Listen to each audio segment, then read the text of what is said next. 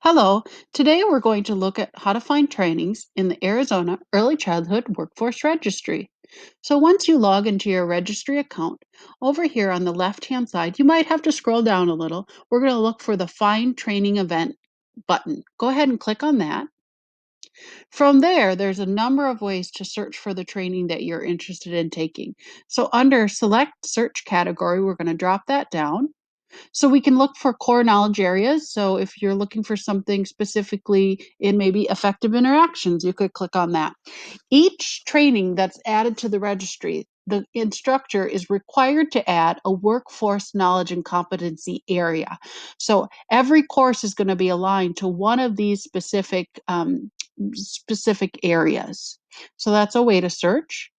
You can also search by county name, the county that you live in, or maybe the county that you are going to be taking courses in. You can search that way.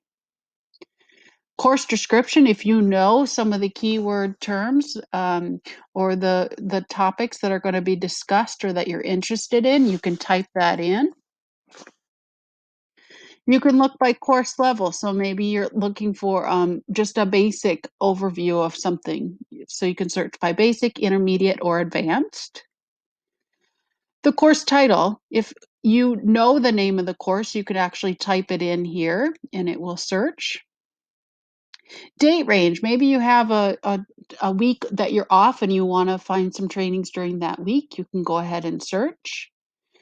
Event ID, if you've spoken to the instructor and you know the event's ID, you can add that there. Instructor level, so is it an ECE instructor, an early childhood education instructor, maybe a specialist that's doing a training on an area that they have trained in and that you're familiar with, you can search that way. Also content specific or general instructor. If you know the instructor, you can add their name and search that person.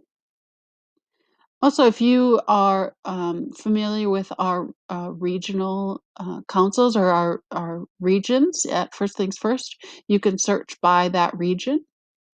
And lastly, sponsor name. So if there's an organization that you're familiar with that offer trainings, you can search by that um, by that sponsor. I'm going to go ahead and do it by date range, starting with today, and I'm only going to look for the next couple weeks. So I'm going to look through the 23rd of October, and then I'm going to go ahead and search.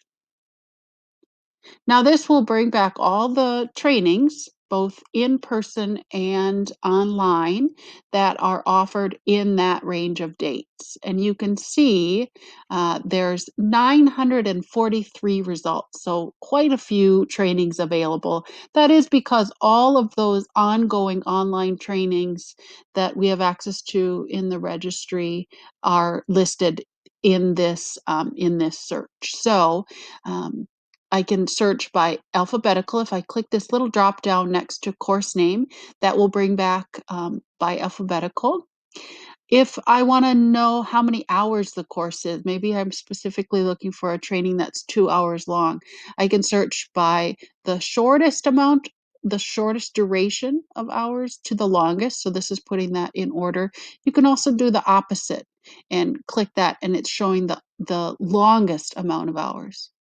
How many spots are available? If there's a course that's coming up and there's only a couple spots left, now this is showing 0 spots in these trainings, so it's going to go from the least to the most unless I click that again. If I'm looking by location, you're seeing a lot of these are internet, so I can click that drop down and it's now alphabetically listing where that training is located. Event type here is either face-to-face or web-based. Now, we are in the midst of COVID-19 as I'm recording this. So right now you're seeing very few face-to-face trainings. Normally we would see more than that, but that's why you're seeing so very few.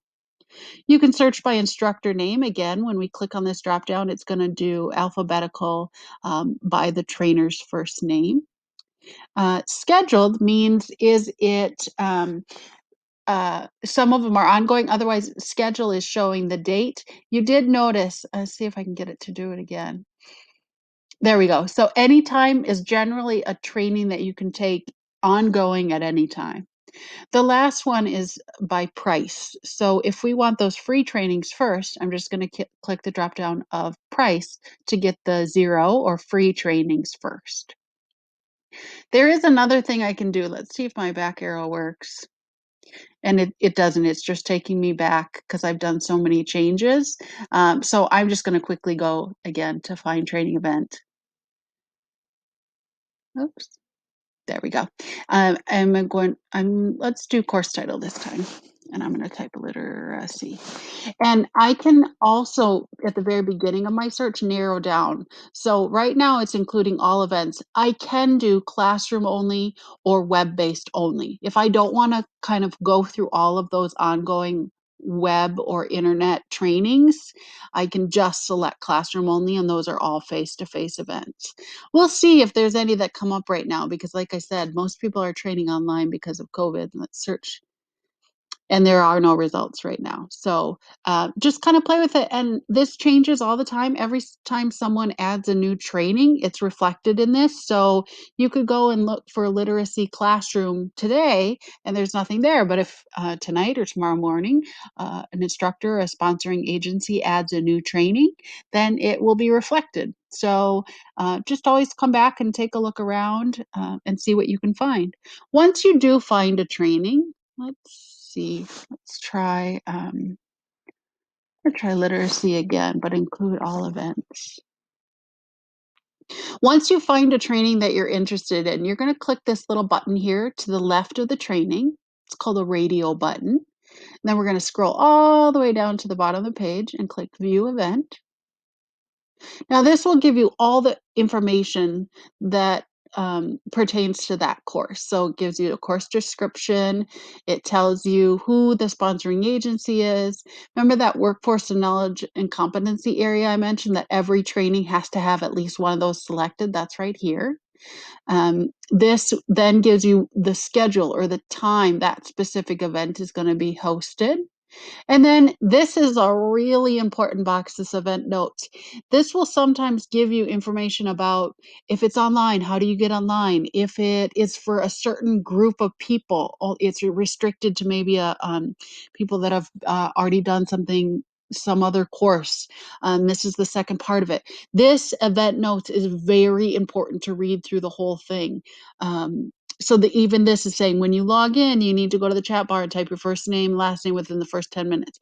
So it gives really specific instructions for this specific course. So you want to make sure to read that.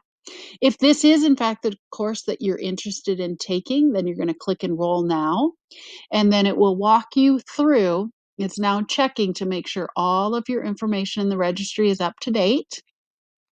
And then it's checking, it's auto-filling your employer name and your position. If this is no longer accurate, you will want to go in when you're all done. You will want to go in and update that information. But for now, we'll say, so you can hear, enter employment information or update this position. Once you've done that, then confirm and continue registration. Okay. So good luck finding trainings. There's some great stuff out there. So I wish you luck and hope this was helpful.